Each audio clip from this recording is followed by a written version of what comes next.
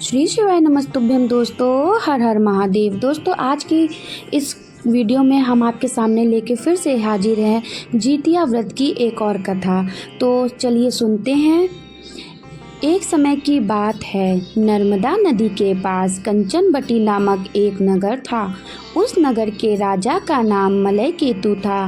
नर्मदा नदी के पश्चिम में बालूहटा नाम की मरुभूमि थी, जिसमें एक विशाल पाकड़ के पेड़ पर एक चील रहती थी। उसी पेड़ के नीचे एक सियारन भी रहती थी। दोनों में बहुत ही पक्की दोस्ती थी। दोनों ने कुछ महिलाओं को देखकर जितिया व्रत करने का संकल्प लिया और दोनों ने भगवान श्री ज्योति वाहन की पूजा और व्रत करने का प्रण ले लिया। लेकिन जिस दिन दोनों का व्रत रखना था, उसी दिन शहर के एक बड़े व्यापारी की मृत्यु हो गई और उसका दाह संस्कार उसी मरुस्थल पर किया गया। सियारन को जब भूख लगने लगी तो वह मुर्दा को देखकर खुद को रोक ना सकी और उसका व्रत टूट गया। पर चील ने संयम रखा और नियम व श्रद्धा से अगले दिन व्रत का पारण किया। फिर अगले जन्म में दोनों सहेलियों ने ब्राह्मण परिवार में पुत्री के रूप में जन्म ले लिया।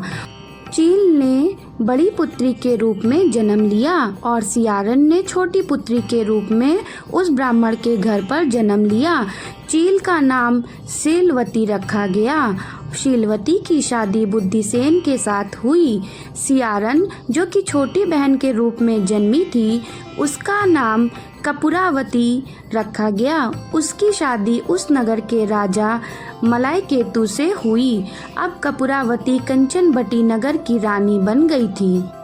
भगवान ज्योतिवाहन के आशीर्वाद से शीलवती के 7 बेटे हुए, पर कपूरावती सभी बच्चे जन्म लेते ही मर जाते थे। कुछ समय बाद शीलवती के 7 पुत्र बड़े हो गए। वे सभी राजा के दरबार में काम करने लगे। कपूरावती के मन में उन्हें देख ईर्ष्या की भावना आ गई। उसने राजा से कहकर सभी बेटों के सर कटवा दिए। उन्हें 7 नए बर्तन मंगवाकर उसमें रख दिया और लाल कपड़े से ढककर शीलवती के पास भिजवा दिया। यह सब देखकर भगवान ज्योतिवाहन ने मिट्टी से 7 भाइयों के सर बनाए और सभी के सिर को उसके धड़ से जोड़कर उन पर अमृत छिड़क दिया। इससे उनमें जान आ गई। 7 युवक जिंदा हो गए और घर लौट आए। जो कटे सर रानी ने भेजे थे, वे फल बन गए। दूसरी ओर रानी कपूरावती बुद्धिसेन के घर से सूचना पाने को व्याकुल थी। जब काफी देर तक सूचना नहीं आई तो कपूरावती स्वयं बड़ी बहन के घर गई। वहां सबको जिंदा देखकर वह सन्न रह गई और बेहोश हो गई। जब उसे होश आया तो बहन को उसने सारी बात बताई। अब कपूरावती को अपनी गलती पर पछतावा हो रहा था। भगवान ज्योतिवाहन की कृपा से शीलवती को पूर्व जन्म की बातें याद आ गईं। वह कपूरावती को लेकर उसी पाकड़ के पेड़ के पास गई और उसे सारी बातें बताईं। कपूरावती फिर से बेहोश हो गई और मर गई। जब राजा को इसकी खबर मिली तो उन्होंने उसी जगह पर जाकर पाकड़ के पेड़ के नीचे कपूरावती का दाह संस्कार कर दिया। इस प्रकार जितिया व्रत की कथा यहीं पर समाप्त होती है। इस कहानी को सुनने वाले का भी भला हो और सुनाने वाले का भी।